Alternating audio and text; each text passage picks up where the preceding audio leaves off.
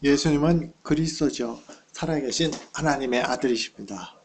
오늘이 십계명 마지막 92가지 계명을 함으로써 십계명 강해가 다 끝납니다. 이 이후에 웨스트민트 신앙고백서는 이제 더 이상 하지 않고 하이델베르크제로 더 집중해서 들어가면은 이제 기도의 생활, 그리고 주기도문, 이렇게 우리의 경건한 삶이 어떻게 이루어지는지를 계속 나갑니다. 오늘 말씀에서 특히 구계명 내 이웃에 대하여 거짓 증거하지 말라. 그래서 우리가 법적으로 어떤 거짓 증거를 하는 것이라든지 명시적으로 어떤 다른 사람에 대해서 거짓말로 자기 유익이나 자기 어떤 목적을 위해서 거짓 증거하는 경우도 있지만은, 이 말씀은 웨스트민트 신앙고백서나 하이델베르크 요리문답에서는 더욱 큰 범위로 다른 사람에 대해서 어떤 허물을 계속 얘기하는, 수군거린다든지 아니면은 의도적으로 어떤 다른 사람들의 허물을, 죄를 어떤 이용한다든지, 더 거짓 증거뿐만 아니라 그것이 사실일지라도 오늘날 어떤 의미에서는 SNS가 발달되고 어떤 여론에 의한 일종의 마녀 사냥식, 거짓 증거인지 아닌지도 모르게 퍼뜨려 놓고 아니면 말지 하는 식으로 인해서 많은 사람들이 서로 갈등과 또 어떤 큰 피해나 어떤 그런 것들이 많은 사회에 우리가 살고 있는데, 아마 구계명 내 이웃에 대하여 거짓 증거하지 말라, 이 말씀이 오늘날 SNS가 전 세계적으로 이제 한 생활것처럼 발달된 시대에 아주 적절하게 요구되는 말씀이라고 한다면은, 십계명에서 이웃의 아내, 남종, 여종, 소, 나귀 어떤 소유든지 탐내지 말라는 것은 물론 지금까지 했던 그와 모든 계명과 연관했을 때 특별히 대인관계와 연관하고 하나님 관계도 마찬가지고 종합적인 십계명의 종합적인 결론적인 내용입니다. 다른 사람에 대해서 피해를 주는 것, 다른 사람을 도와줘야 되는데도 그렇지 못하는 것, 그런 것은 가장 사소한 것이라도 다 마땅히 지켜라 하는 최종적인 결론에 해당됩니다. 구계명을 한번 보겠습니다. 거짓 증거하지 말라. 이것이 하이델베르크 요리문답 112분에서는 이 거짓 증거하지 말라 해서 하나님이 원하시는 것을 이렇게 말했습니다. 내가 누구에게든지 직접적으로 거짓 증거를 하지 않는 것이고, 다른 사람의 말을 왜곡하지 않고 뒤에서 헐뜯거나 중상하지 않고, 어떤 사람의 말을 들어보지도 않고 성급하게 판단하여 정죄하고, 그리고 자기가 이렇게 하는 것도 있지만 다른 사람이 우리가 많이 봅니다. 누가 어쨌더라 하는 성급히 정죄하는데 자기도 동조해서 참여하지 않기를 원합니다. 그 오늘날에게 꼭 해당되는 말씀입니다. 오히려 하나님의 무서운 진노를 당하지 않기 위해서 본질적으로 예수님이 마귀에 대해서, 마귀는 본래적으로 속이는 자, 이게 마귀의 아주 그러니까 최고의 특징입니다. 아담과 하와를 타락시킬 때 하나님의 말씀을 자기의 거짓말로 속임으로 인해서 그 유혹에 넘어가서 하와가 범죄했던 것을 우리는 잘 알고 있습니다. 속이는 것, 거짓말하는 것, 이게 마귀에게 속한 일, 이것을 본질적으로 피해야 된다는 것을 할리베르크 요리문답에서는 대단히 강조를 합니다. 법정에서나 다른 경우에도 나는 진리를 사랑하고 정직하게 진실을 말하고 고백해야 하며 할 수 있는 대로 이웃의 명예와 그들의 평판을 보호하고 높여야 합니다. 이것이 오늘날과 같은 사회에서 참 모든 면에서 정직하고 진실을 말하는 것이 얼마나 어려운지를 아마 사회생활을 하거나 일상적인 모든 삶의 현장에서 잘 알 것입니다.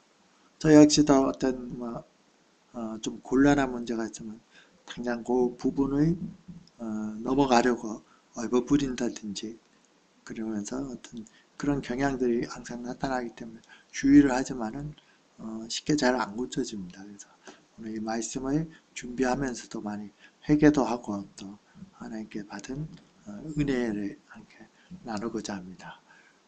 하이데베르크가 이렇게 말했다면 웨스트민스터 대요리 문답에서는 항상 의무와 그 말씀에 대한 거짓 증거를 하지 말라 했으니까 당연히 지켜야 될 것과 그러지 않음으로 인한 하이데베르크 웨스트민스터 대요리 문답은 항상 그 두 가지로 해석을 합니다. 그래서 거짓 증거하지 말라 하는 요구된 의무를 이렇게 말합니다. 워낙 많기 때문에 중간에 약간 끊고 얘기하겠습니다. 왜냐하면은 두 사람 간에 어떤 진실된 것, 다른 사람의 진실을 보장해 주는 것, 다른 사람을 헌담하는 것, 그런 어떤 얘기 내용들을 아마 여러분들 주보에 포함된 것처럼 아주 세부적으로 다 나옵니다. 이게 웨스트민스터 대요리 문답의 어떤 특징입니다. 900명에서 요구되는 의무는 사람과 사람 사이에 진실로 우리 이웃의 명성을 우리 자신과 같이 보존하고 조장하고 진실로 진실을 위하여 나서서 이를 옹호하고 재판과 판결에 들에서 있어서 무슨 일이든지 진심으로 성실하고 자유롭고 명백하고 충분하게 진실만을 말하고 이 재판이 올바른 사회, 법이 올바르게 집행된 사회가 사실은 가장 공의롭고 정의로운 사회입니다. 이것이 어떤 정치의 어떤 논리나 어떤 재판관 자신의 유익을 위해서 재판을 굳게 할 때 사회가 어지러워집니다. 왜냐하면 재판은 하나님께 속한 것이고 경우에 따라 하나님의 형상으로 창조된 같은 인간이면서도 하나님이 어떤 사형을 선고할 수 있는 권한까지 주셨습니다. 그것은 우리가 수요일날 다룰 노아의 홍수에서 이제 하나님께서 노아의 홍수 위에 노아에게와 그 후손에게 약속에서는 피를 흘린 자는 그 피를 사망으로 갚아야 될지니 하는 사망에 대한 사형 선고에 대한 합법적인 어떤 권한을 인간들에게 주시고 많은 사람들이 그것이 정부로 인해서 공의적으로 어떤 사형권까지도 사형 집행까지도 판결과 집행까지도 할 수 있는 권한을 주신 거로 해석을 합니다. 그런 사람의 생명까지도 주관되는 재판이기 때문에 우리 이 재판이 얼마나 중요한지 그리고 그것의 증인으로 나온 사람이 거짓 증거 하나 때문에 그 사람이 죽기도 하고 살기도 합니다. 그만큼 어떤 재판은 하나님께 속한 것이고 모든 재판관이 하나님을 어떤 성경에 하나님을 믿지 않는다 그래도 자식의 공의와 그리고 진실이 그것을 심판하는 하나님이 계시다는 것을 전제하면서 하는 것이 그리고 그와 연관된 증인의 역할도 그렇게 하는 것이 대단히 중요합니다.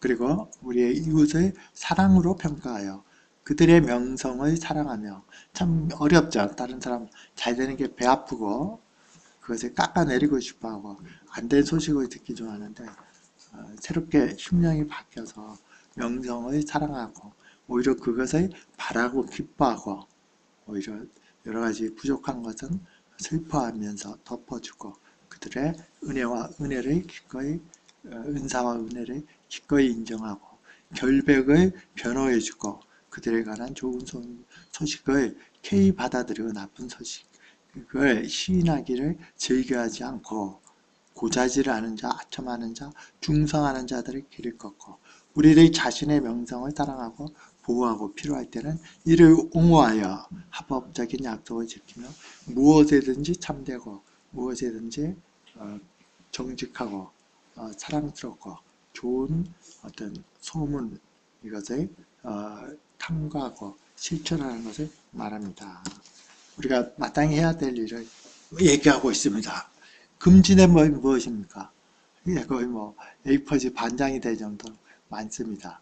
우리가 이것은 제가 생략을 할 텐데, 왜냐하면은 우리가 할 수 있는 거짓 증거 또는 다른 사람들의 소문을 내는 것, 그리고 그들의 어떤 그 진실을 옹호하지 않는 것, 그 모든 것 한마디 한마디를 아마 할 수 있는 내용은 다 써놨습니다. 그래서 워낙 많아서 주보에는 못 읽었지만 홈페이지 같은 데 보면 이제 우리 교회 홈페이지도 있기 때문에 한번 하나하나 생각하면서 읽어보면은 이런 항목들도 다 하나님이 말씀하시는 금지된 죄에 들어간다 하는 것을 알 수 있을 것입니다.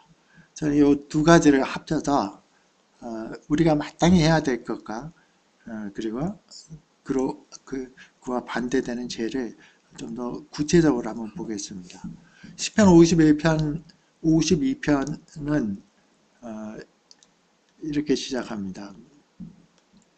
포악한 자여 내가 어찌하여 악한 계획을 스스로 자랑하는가. 하나님의 인자하심은 항상 있도다. 내 혀가 심한 악을 꾀하여 날카로운 삭도같이 간사를 향하는도다. 이것은 사무엘상에 나오는 다윗이 사울의 어떤 죽이려고 하는 것을 피해서 도망다니다가 놋 제사장인 아히멜렉이라는 제사장 집에 왔을 때 아히멜렉이 놀랬고, 아히멜렉에게는 사실은 다윗이 좀 거짓말을 했습니다. 어떤 왕이 은밀하게 보낸 것처럼 얘기를 했고, 지금 나와 소년들이 많이 굶었기 때문에 먹을 것을 좀 달라 했을 때 아히멜렉이 원래는 제사장만 맞는 진설병이 있습니다. 진설병은 성막, 지성소가 아닌 그 앞에 그 성소에 우리가 한문으로 써서 진설병입니다. 항상 놓아놓는 떡입니다. 그리고 향을 피우죠. 그리고 그거는 그 떡은 항상 갈아줘야죠. 왜냐하면 오래되면 썩기 때문에. 그래서 그 진설병은 제사장들만 먹을 수 있는데 다른 것이 없기 때문에 다윗이 먹었고, 또 아히멜렉이 가지고 있었던 다윗이 어떤 골리앗을 죽일 때 사용했을 때 골리앗이 가졌던 무기를 보관하고 있었는데 그것을 내어줬습니다. 아히멜렉은 어떤 의미에서는 선의로 이렇게 했는데 그때 그 당시의 상황을 지켜봤던 에돔 사람 도액이라는 사람이 나중에 사무엘상 에서 보면은 22장, 23장 같은 데서 보면은 사울에게 이걸 고자질을 해서 아히멜렉 집에서 사람들을 다 죽입니다. 어떤 제사장 80여 명을 죽이고 자녀와 모든 가족을 죽이는데 사람들을 사울왕이 아히멜렉 모두를 죽여라 했을 때 모든 사람들이 제사장을 죽이는 걸 꺼려서 나서지 않았는데 이 고자질을 했던 도액이 이렇게 죽였던 것을 말합니다. 다윗은 내 혀가 심한 악을 꾀하여 날카로운 삭도같이 간사를 행하는다. 그의 말 한마디로 수많은 사람들, 그 집안 전체가 몰살을 당하는 그 어떤 일을 당했은 것을 볼 수 있습니다. 50편 5절 마지막에 그런즉 하나님이 영원히 너를 멸하시며 너를 붙잡아 내 장막에서 뽑아내어 살아있는 땅에서 내 뿌리를 빼시로다. 참 말이 참 중요합니다. 어떤 말 한마디가 사람을 참 낙심에 있어서 더 이상 희망이 없는 상태라고 생각했을 때 그에게 평생을 살아가는 희망을 주기도 하고 굉장히 좋은 상태에 있었는데 본인은 별 생각 없이 얘기했지만 상대방에게는 오래도록 어떤 쓴뿌리나 어떤 그 실망, 좌절을 줄 수 있는 그런 말을 할 수가 있습니다. 우리가 어느 곳에 다니든지 그 전자의 말을 한다는 것은 중요합니다. 야고보 선지자가 야고보 사도가 야고보 3장 6, 7, 8절에서 말한 것처럼 사람의 혀를 말하죠. 말이. 혀는 곧 불이요. 불의의 세계라. 불의한 세계라. 이렇게 말하고 있습니다. 혀는 우리 지체 중에서 온 몸을 더럽히고 삶의 수레바퀴를 불살하니 그 살아는 것이 지옥불에서 나느니라. 여러 종류의 짐승과 새와 벌레와 바다의 생물은 다 사람이 길들일 수 있고 길들여 왔거니와. 8절을 잘 보십시오. 혀는 능히 길들일 사람이 없나니 쉬지 아니하는 악이요 죽이는 독이 가득한 것이라. 아마 말이 많으면 많을수록 자기 자랑도 있고 거짓말도 있고 허풍도 있고 다른 사람 말을 해서 공연히 다른 사람을 판단하고 정죄하는 것이 많은 것이 우리의 현실입니다. 성경에서 말할 때 이 말이 오늘 거짓 증언뿐만 아니라 우리의 말을 제어하고 거짓말을 하지 않는 것을 포함해서 두 가지를 우리에게는 피하는 것이 필요합니다. 로마서 1장 28절에서 이하에서 이제 하나님이 마음에 두기 싫어할 때 하나님께서는 그 상실한 마음대로 내버려 두셔서 합당치 못한 일을 하시는 제약의 어떤 타령에 해당된다고 스스로 여기는 제약의 형태들이 나옵니다. 그 이제 불의, 추악, 탐욕, 사기, 시린, 분쟁 이렇게 나오는데 말과 연관된 두 가지 말이 나옵니다. 29절 마지막에 수군수군하는 자요. 30절 처음에 비방하는 자요. 이렇게 나옵니다. 수군수군하는 자는 거는 어떤 그 습관적으로 다른 사람들의 어떤 잘못, 악한 것을 그것이 진실하다고 할지라도 사실은 별로 필요하지 않는 물론 어떤 범죄를 하고 이것이 어떤 그것으로 인해서 피해를 본 사람을 위해서 정당하게 변호하고 이런 것은 필요합니다. 그러나 불필요하면서도 습관적으로 누가 어떻더라 이렇게 악을 말하는 것 이게 바로 성경에서 말하는 수군수군하는 자요 하는 것입니다. 그리고 로마서에서 하나님 말씀 이것이 바로 합당치 못한 일, 살인, 분쟁, 시기, 악독이 가득한 저 이런 것과 함께 어울려진 죄악이라고 말하고 있기 때문에 우리는 그래서 주의할 필요가 있습니다. 30절에서 말하는 비방하는 자요 하는 이 말은 아까 어떤 의미에서는 에돔 사람의 어떤 다윗의 예를 들었듯이 그는 뭐 거짓말하는 것은 아니지만은 이 비방하는 것은 의도적으로 어떤 남에게 해를 끼치려고 거짓말을 하는 것 아니면은 해를 끼치려고 굳이 필요 없는데도 불구하고 그것을 들춰내서 해를 끼치게 하는 것 이것이 바로 비방하는 것입니다. 우리는 이 두 가지를 다 이것이 다 입으로 나옵니다. 마음의 생각이 입으로 나오기 때문에 이 혀를 제어하는 것이 얼마나 중요한지를 잘 알 필요가 있습니다. 예수님 말씀처럼 마태복음 7장 1절에서 나오는 말씀 4절까지 이어지는 비판을 받지 아니하거든 비판하지 말라 하는 소리 그리고 보라 어찌하여 형제 눈 속에 있는 작은 티를 보고 그보다 훨씬 큰 내 속에 있는 들보는 깨달지 못하느냐. 요즘에 신문에 정치권에 나오면 내로남불 이런 말이 나옵니다. 아마 이 말씀을 예수님께서 그대로 하셨다고 생각이 됩니다. 보라 내 속에 있는 들보가 있는데 어찌하여 형제들에게는 나로 내 속에서 있는 티를 빼게 하겠느냐.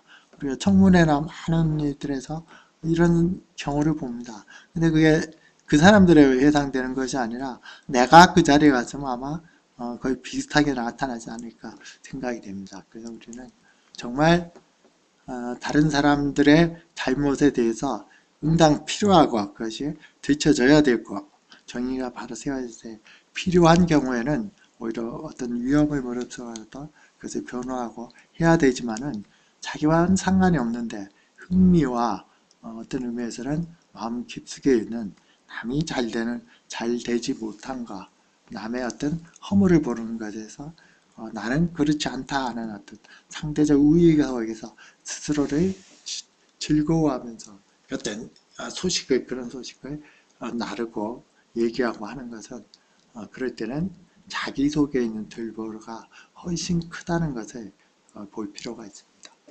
그리고 또 한 가지 예를 들자면은 바벨론 포로 귀환 후에 이제 성전이 건축되었는데 그것이 대단히 초라했습니다. 그리고 그곳에 이미 거주하던 사람들과 어떤 형태든지 연관을 가지고 서로 결혼을 하거나 뭐 여러 가지 하다 보니까 경건함과 윤리적인 타락도 동반이 되었습니다.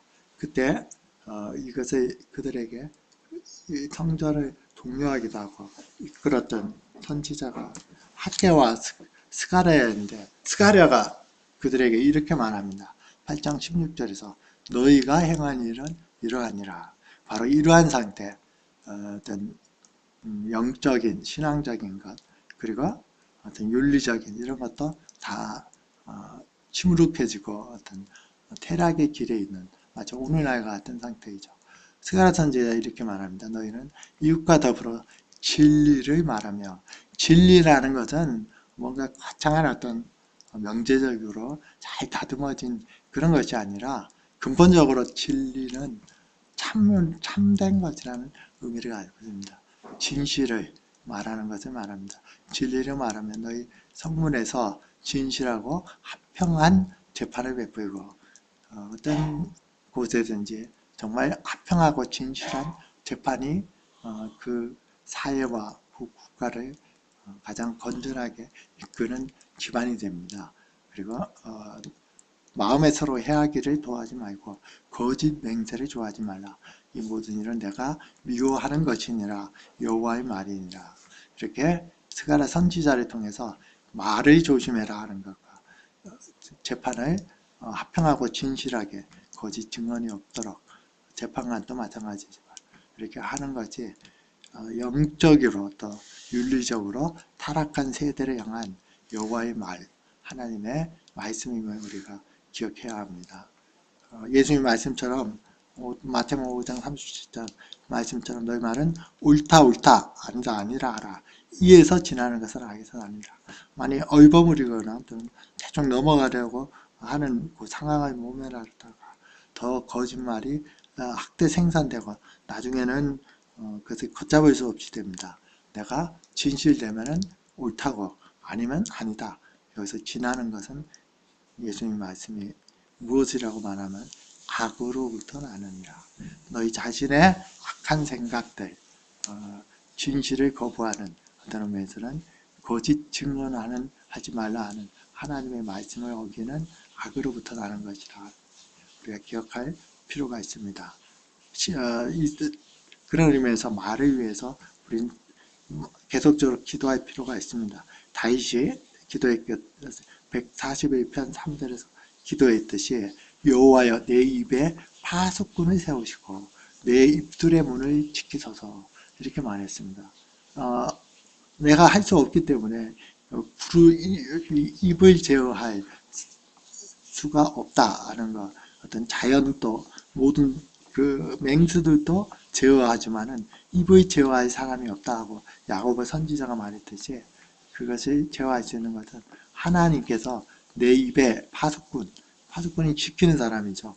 내 입술의 문을 지키셔도 하는 하나님이 입술의 문을 지키는 것이 필요합니다. 그랬을 때 시편 39편 1절처럼 내가 말하기를 나의 행위를 조심하여 내 혀로 범죄하지 아니하나니 악인이 내 앞에 있을 때 내 입에 재갈을 먹이리라. 이것이 저는 상당히 저에게 많이 은혜가 되는 말씀이었습니다. 그리고 한참 동안 많이 묵상했던 말입니다. 악인이 내 앞에 있을 때, 악인이 내 앞에 있다면 화를 내거나 말로 그들을 어떤 공격하거나 이렇게 할 수 있습니다. 그런데 다윗은 바로 그럴 때 내가 이 말로 하는 그 행위로 내 혀로 범죄하지 아니하리니 내 입에 재갈을 먹이자. 재갈이 뭔지 알죠? 말을 어떤 이용하기 위해서 그 입속에 어떤 그 막대기 같은 것을 딱 꽂아서 뒤에서 이제 조종하면 말이 꼼짝없이 경기를 하거나 수련해 봅니다. 대신 말을 못합니다. 어떤 목소리 낼 수가 없습니다. 내 입에 재갈을 먹이리라.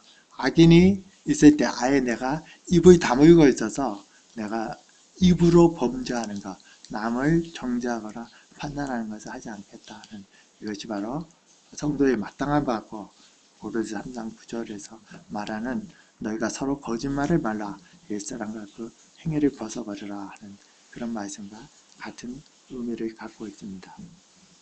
이제 마지막 계명인 10계명 열 번째 계명을 보겠습니다. 이 열 번째 계명은 사실은 하이델베르크 요리문답이나 웨스트민스터 신앙고백 대요리문답에서 매우 단순하게 다뤘습니다. 왜냐하면 지금까지의 모든 계명을 여기서는 내 이웃의 집, 아내, 남종, 여종, 소, 나귀, 모두 내 이웃의 소유 어떤 것도 탐내지 말라 하는 이 말씀 속에서 대인관계 또는 더 넓게는 하나님과의 관계에 대한 지금까지의 모든 것 중에서 어떤 것도 소홀하지 말고 지켜야 될 의무는 반드시 지키고 또 금해야 될 것은 하지 말아야 될 것은 하지 말아야 된다는 결론적인 계명입니다. 그래서 하이델베르크 요리문답 113문에서 바로 이 10계명에서 하나님이 원하는 것을 이렇게 말했습니다. 하나님의 계명 어느 하나라든지 어긋나는 지극히 작은 욕망이나 생각을 조금 더 마음에 품지 않는 것입니다. 언제든지 우리가 마음을 다하여 모든 죄를 미워하고 모든 의를 좋아하는 것입니다. 이것이 곧 어떤 의미에서는 10계명의 모든 우리가 가져야 될 모든 태도에 대한 의미입니다. 이 말씀에 이어서 부차적으로 하이델베르크는 두 개의 문을 통해서 우리가 이 계명을 완전히 지킬 수 없는데 왜 하나님은 이렇게 지키라고 말씀하셨습니까가 나옵니다. 이거 지킬 수 있습니까는 당연히 아닙니다. 아무리 거룩한 사람이도 이 세상에 살 동안은 이러한 순종을 겨우 시작했을 뿐입니다. 그러나 굳은 결심으로 하나님의 일부 계명이 아니라 모든 계명을 따라 살기 시작합니다. 그래서 굳은 결심만 나왔지만은 정말 중요한 것은 제가 결론적으로 이어서 말할 것입니다. 그리고 이렇게 지킬 수 완전히 없는데 왜 엄격하게 십계명을 주셨느냐 하나님이 이것을 하이델베르크 요리문답 115문은 두 가지로 말합니다. 한 가지는 우리의 어떤 회개가 더욱 깊어져서 거룩하게 되는 것, 그것을 평생 동안 우리의 제약된 본성을 더욱더 알게 되고 그리하여 그리스도 안에서 사죄함과 의로움을 더욱 간절히 추구하기 위함입니다. 내 본성을 더욱 알므로 우리의 은혜가 그리스도 안에 있다는 것을 추구하기 위함이고, 둘째는 이 세상을 삶을 마치고 목적지에 완전히 이를 때까지 우리가 구원이 완성되는 우리의 죽음을 맞이하거나 그리스도 오실 때까지 그리스도의 형상으로 더욱더 변화되기를 끊임없이 노력하고 하나님께 성신의 은혜를 구하기, 성령의 은혜를 구하기 위한 것입니다. 제가 십계명에 대해서 웨스트민스터 대요리문답에 대한 것은 매우 간단하게 두 문장, 두 어떤 문으로 나오고 그 내용은 하이델베르크 요리문답과 거의 상이하기 거의 똑같기 때문에 생략하고자 합니다. 결론적으로 우리가 적용적인 십계명의 전체적인 적용적인 면을 이번 주에 간략히만 하고 다음 주에 다시 한번 이것이 언급될 수 있을 것입니다. 시편 19편 12절처럼 자기 허물을 능히 깨달을 자 누구리요 나의 숨은 허물에서 벗어나게 하소서. 이것이 중요합니다. 나의 숨은 허물에서 벗어나게 하소서. 우리는 어떤 자기의 회개함이 없이 참된 이웃사랑과 참된 하나님 사랑이 출발할 수가 없습니다. 자기 자신의 허물이 더욱 발견되어지고 회개가 점점 넓어지는 삶이 없이는 다른 사람들에 대해서 어떤 일을 한다면은 갭이 생기고 어떤 위선적이 되기 쉽습니다. 속마음과 겉이 달라지기 쉽습니다. 오히려 경건하고 거룩한 삶을 산다고 많은 사람에게 알려지면 알려질수록 마음의 어떤 자기 속마음 속에서 어떤 참된 허물에서 벗어나는 것, 회개가 깊어지지 못할 때는 정신적인 영적인 어떤 그 갭 속에 방황할 수 있습니다. 그런 의미에서 회개는 다윗이 시편 51편에서 밧세바의 아내 우리아의 아내 밧세바를 범하고 또 그 남편을 죽게 하는 그 큰 범죄를 저질렀을 때 회개할 때 두 가지를 회개했다는 것을 우리는 잘 기억할 필요가 있습니다. 하나는 그 죄에 대해서 직접적으로 하나님께 대한 회개입니다.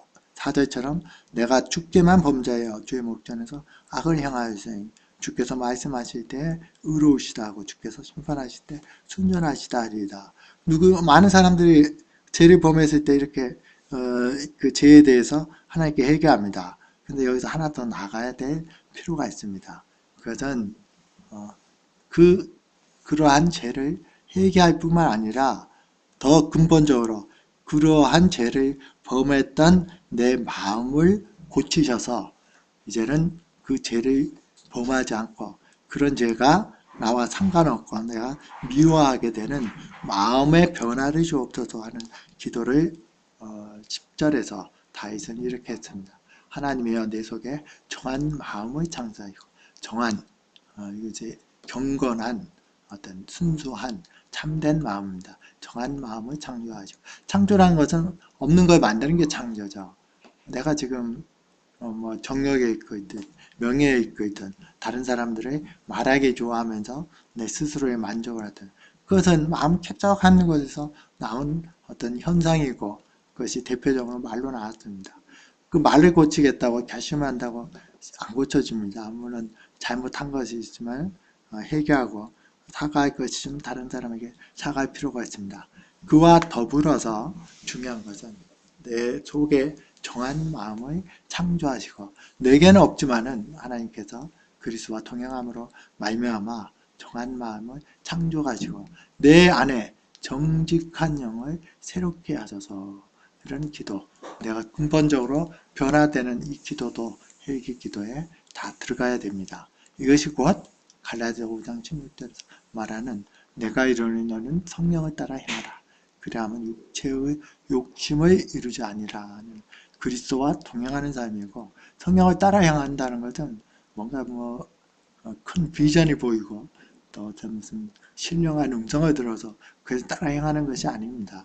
일반적인 경우에는 성경이 완성되고 성령의 시대, 그리스도가 통치하고 그리스도와 함께하는 시대에는 여러분들이 같은 경우에도 어떤 말을 하고 어떤 행동을 해야 될지 틀릴 수가 있습니다. 똑같은 상황에도 그때와 지금이 다른 여건들이 다를 수가 있습니다. 그걸 어떻게 판단하고 정합니까? 어떤 몇 가지 기준을 가지고 무조건 대입하는 것은 쉽지 않습니다. 거짓 증거하지 말라. 이 말씀 속에도 우리가 지금 봤듯이 얼마나 많은 내용들을 포함합니까? 성령을 따라 행하는 것이 그래서 필요하고 언제나 말씀 속에 있고 그리스도의 영광을 바라보는 그런 심령이 늘 있어야 되는 것도 기본적이고 또 중요한 것은 그러한 상황에서 기도해야 됩니다. 무엇을 기도하느냐? 내가 여기서 어떤 이익을 얻을까가 아니라 바로 지금 이 상황에서 나를 향한 하나님의 뜻, 너희는 이 세대를 본받지 말고 마음이 새롭게 됨으로 하나님의 기뻐하시고 선하시고 기뻐하신 뜻이 무엇인지를 분별하라. 이렇게 로마서 12장 2절에서 얘기했듯이 지금 이 시간 이 상황에서 하나님이 나에게 또는 나의 가장에게 나의 교회에게 우리 교회에게 주시는 말씀이 무엇인지를 기도할 때 하나님은 말씀을 통해서 또는 다른 방법을 통해서 여러분들에게 그것이 알지 못했던 방법들을 여러분들이 인도하실 것입니다. 그러한 확신이 성령을 따라 성령으로부터 온 그리스도의 동행으로부터 왔다면 그것에 마땅히 순종하는 그런 은혜로 살아가는 것, 이것이 바로 성령을 따라 행하는 것이고 이 갈라디아 5장 16절은 이후에는 성령에 이른 어떤 우리가 지금까지 있었던 수많은 금지해야 될 많은 것들이 나옵니다. 그리고 그와 비교해서 지금처럼 제가 말씀드린 것처럼 성령을 따라 향하는 어떤 상황에 있었는지 주님께서 원하시는 것, 하나님께서 성령을 통해서 지금 나에게 이 시간에 이 사건에서 무엇을 원하시는지를 기도하고 말씀 가운데서 그것이 인도함을 받아서 그것을 따라 향할 때 우리가 잘 아는 22절 23절에서 오직 성령이면은 사랑과 희랑과 합병과 오래 참음과 자비의 양성과 충성과 온유와 절제, 이 성령의 9가지 열매가 저절로 맺혀지는 것은 성령을 따라 향하는 것에서 있습니다. 이것이 곧 십계명을 우리가 마치면서 십계명 전체를 지킬 수 있는 유일한 길인 것, 은혜로 지킬 수 있다는 것을 말씀드리면서 십계명 강의 일단 2차적인 전체를 마치고자 합니다. 기도드리겠습니다. 살아계신 아버지 하나님, 하나님의 거룩한 계명 속에서 거짓 증언하지 말라. 이 속에 오늘날 SNS가 발달되고 또 모든 전 세계가 정보가 공유되는 이 사회에서 꼭 필요한 우리가 금지해야 될 수군거리거나 또는 다른 사람들을 어떤 모함하는 그런 일뿐만 아니라 우리의 말을 잘 제어하는 것, 그리고 하나님 주신 모든 계명을 할 수만 있다면 우리가 완성되지는 못할지라도 그것을 온전하게 전적으로 지키고 진심으로 다른 사람들을 위하고 마치 다른 사람들의 유익이 나의 유익인 것처럼 기뻐하고 다른 사람의 슬픔이 나의 슬픔인 것처럼 마음을 같이 하고 그렇게 하나님을 찬송하고 나갈 수 있는 그런 성령의 충만한 삶, 그리스도와 동행하는 삶이 우리 삶 속에, 우리 교회 속에 늘 함께 있게 도와주옵소서. 예수님 이름으로 기도드렸습니다. 아멘.